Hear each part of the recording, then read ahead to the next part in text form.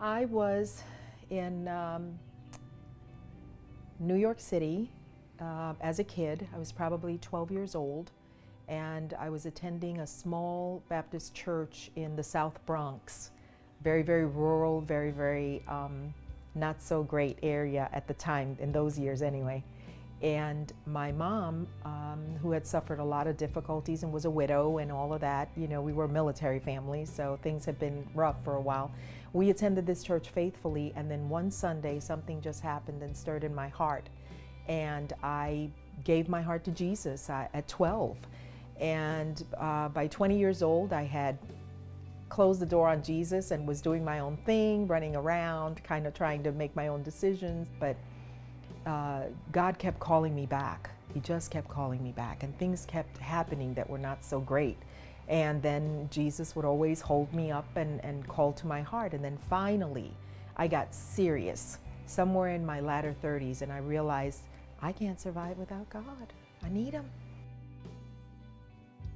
So the kids got transferred to Pensacola on a special program with Navy Federal. My sister had just passed up in Virginia from breast cancer, and there was no reason for me to stay. So I followed the children down to Pensacola. We arrived December 2013. Within the month, I had joined East Brent Baptist Church, and while I rented and looked around for a home in Pensacola. I did that for a little while, and eventually I was back with Navy Federal and bought my home here right next door to the church. So at that point, I decided that it was too difficult for me as a member of East Brent Baptist Church to get to and from church for activities or participation. And I started looking around the neighborhood, and then I discovered the church. So I came one Sunday, and unfortunately, Pastor Harris was traveling. I didn't get to meet him, but I did get to hear Josh preach, and the people were so warm and friendly when I came in. The very first time I said, hey, I could make a home here. I don't think I could make it a week without the church and without the constant fellowshipping and worshiping together. Milestone and Pastor Harris and the family, the Milestone family, just keep me encouraged.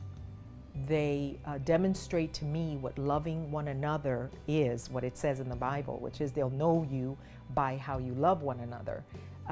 Milestone loves me that way. I don't know a soul there who doesn't give me a hug, who doesn't ask me how things are going, who doesn't say, hey, I'm really interested in your life, and how's it going? Who have you talked to this week? You know, have you considered this chapter, or what are you reading? Or keeps me on my toes. I think if I had the opportunity to talk to someone and explain to them or help them understand how important, how much power, spiritual power, you gain when you connect to Jesus, I would say to them, don't just be a fan. Don't just know about God. Get to know God. Have an intimate relationship with the Savior. It's not enough. You can't, a ship can't go where it needs to go if it's got its sails down and it has no compass and it's not, you know, prepared for life.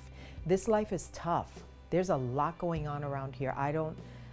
I would encourage them to get in the game, to build their spiritual awareness, to connect with the Lord, because that intimate, sweet friendship is powerful. It gives people encouragement.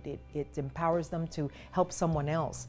You cannot withstand the difficulties in life by just playing around the fringes. You've got to be engaged. You've got to have that confidence. You have no confidence when you're not engaged. How can you tell somebody you love them if all you ever do is say words and you never show them?